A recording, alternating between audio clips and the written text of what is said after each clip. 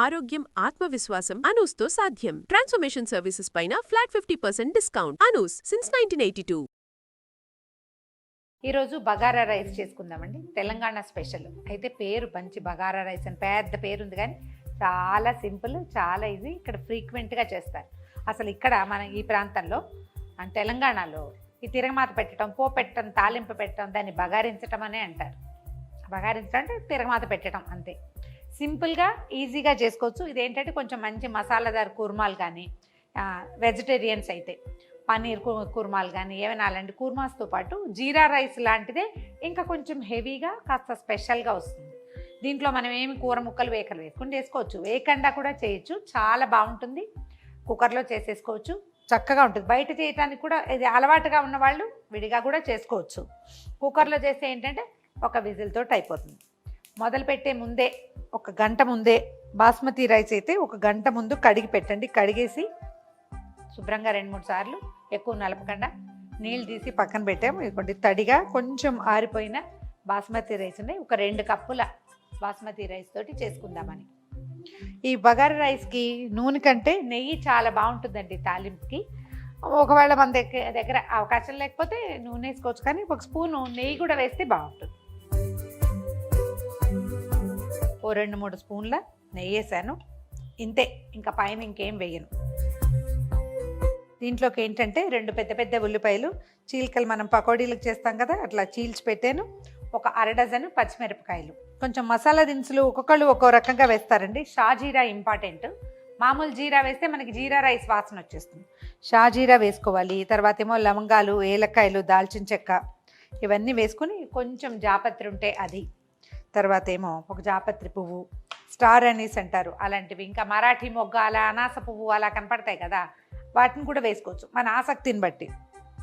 వాసన బాగుంటుంది వాటి వల్ల. నెయ్యి కాగిపోయింది. దీంట్లో జీడిపప్పు చాలా బాగుంటుందండి. మామూలు బిర్యానీలు కంటే కూడా ఈ బగారా రైస్లోకి జీడిపప్పు భలే రుచిగా ఉంటుంది. 1 స్పూన్ షాజీరా వేసాను. తర్వాత షాజీరా వేగంగానే ఒక 5-6 లవంగాలు, ఒక 5-6 ఏలక్కాయలు, ఈ మాత్రం దాల్చిన చెక్క, తర్వాత మన దగ్గర ఉంది జాపత్రి, స్టార్ అనీస్ 2 ఉన్నాయి. బిర్యానీ ఆకులు, బిరించి ఆకు అంటారు, బే లీఫ్ అంటాము, ఏదైతే అది మనం ఏ పేరుతో పిలిస్తే దాన్ని. బగారా ఆకే ఇంపార్టెంట్ అంటారు. చీల్చి పెట్టుకున్న పచ్చిమిర్చి, దాంతోపాటు ఈ ఉల్లిపాయ ముక్కలు కూడా వేసాం. జీడిపప్పు కనుక మనం ఈ తాలింపులోనే వేసేస్తే ఇవి ఉడికిపోతాయండి. అలా కాకుండా వేగిన ఇది ఉండాలంటే చివరికి వేయించి పైన వేసుకుందాము. అది మాత్రం వేయలేదు. ఉల్లిపాయల్లో పచ్చిపోయి పూర్తిగా వేగే వరకు ఉంచాక 1 స్పూను అల్లం వెల్లుల్లి పేస్ట్ వేసుకుందాం. ఇది డబ్బాలోదో ఫ్రిడ్జ్లోదో ప్యాకెట్లో కాకుండా ఫ్రెష్గా అప్పటికప్పుడు దంచి వేస్తే వాసన చాలా బాగుంటుంది. పచ్చివాసన పోయేదాకా వేయించి చేసేద్దాం. అల్లం వెల్లుల్లి వేగిపోయాక చేతి కొద్ది పుదీనా శుభ్రంగా ఒలిచేసి కడిగి నీళ్లు పిడిచేసి పక్కన పెట్టండి. తర్వాత అందులో సగమే కొత్తిమీర, పుదీనా ఎక్కువ, కొత్తిమీర తక్కువ. మీకు నచ్చుతుందంటే ఫ్రెష్ గ్రీన్ పీస్ కానీ, తర్వాత ఏమో మన మొక్కజొన్నలు కానీ వేసుకోవచ్చు, మందే చాయిస్. ఒక చిన్న స్పూను గరం మసాలా పౌడర్, మనం బిర్యానీలోకి వాటిలోకి చేసి పెట్టుకుంటాం కదా, అది వేసేస్తే సరిపోతుంది. కడిగి పెట్టుకున్న బిర్యానీ రైస్ని ఇందులో వేసేద్దాం. మామూలు బియ్యంతో కూడా చేసుకోవచ్చండి. సోనా మసూరి లాంటివి కొంచెం కాస్త అంటే మెతుకు గట్టిగా ఉండేది, పాత బియ్యం అయితే బాగుంటుంది. కొంచెం అలాగా దీన్ని వేయించేద్దాం. ఎక్కువగా కదపద్దు, స్పీడ్ చేస్తే ఇది ఏమవుతాయంటే మెతుకులు విరిగిపోయి శుద్ధ అయిపోతుంది, బియ్యపు గింజలు విరిగిపోతాయి కదా. మసాలా అంతా పట్టేలాగా తిప్పితే సరిపోతుంది.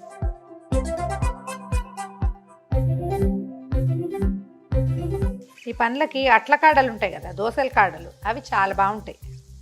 గరిటెలు పెడితే కొంచెం బియ్యపు గింజలు విరిగిపోయేందుకు అవకాశం ఎక్కువ. ఒక 2-3 నిమిషాల పాటు రైస్ని వేయించేద్దాము. ఇది మనకి బాస్మతి రైస్ ఒక గంటన్నర ఇంచుమించుగా నానింది కాబట్టి 1కి 1 వేస్తే నీళ్లు సరిపోతుంది. 2 కప్పుల రైస్ కదా, 2.5 కప్పుల నీళ్ళు పోస్తున్నాను అంతే. అంటే 1కి 1 మీద కొంచెం ఎక్కువ వేస్తున్నాను.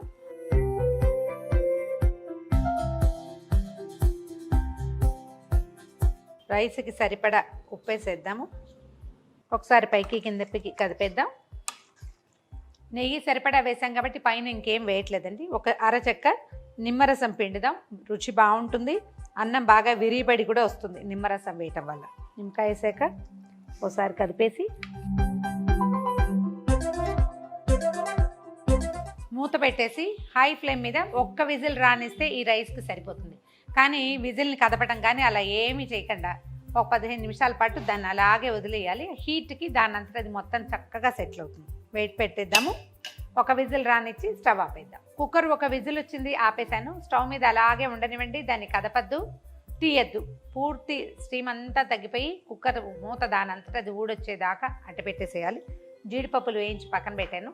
ఇది రాగానే జీడిపప్పులు అందులో వేసేయటం, ఒకసారి పైకి కిందకి కలిపి సర్వ్ చేసుకోవటమే. మన కుక్కర్ మూత తీసి చూద్దాం ఎలా వచ్చిందో. చక్కగా పొడి పొడిలాడుతూ ఉంది చూడండి. జీడిపప్పులు వేయించి పెట్టుకున్నాం కదా, ఇవి ఇందులో కలిపేద్దాం. ఒక్కసారి ఎక్కువగా కాకుండా పైనుంచి కిందకి తిరిగేస్తే సరిపోతుంది. అడుగంటలేదు, చక్కగా ఎక్సలెంట్గా వచ్చింది. ఇలా డైరెక్ట్గా కొంచెం పెరుగు పచ్చడి రైతా నలుచుకుని తినేయచ్చు. ఏదైనా మంచి మసాలాదారు కూరలు ఏమైనా ఉంటే వాటితో పాటు తినచ్చు. ఎలా కావాలంటే అలాగా.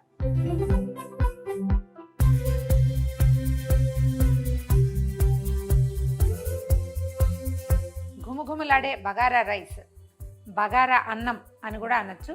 మీరు ఎలా చేసినా సరే చక్కగానే వస్తుంది. జస్ట్ సరిపడా ఉప్పు మాత్రం వేసుకోవాలంతే. ట్రై చేసి చూడండి.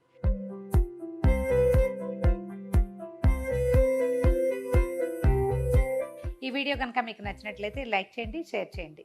మరిన్ని ఇంట్రెస్టింగ్ వీడియోల కోసం సుమన్ టీవీకి సబ్స్క్రైబ్ చేసుకోండి.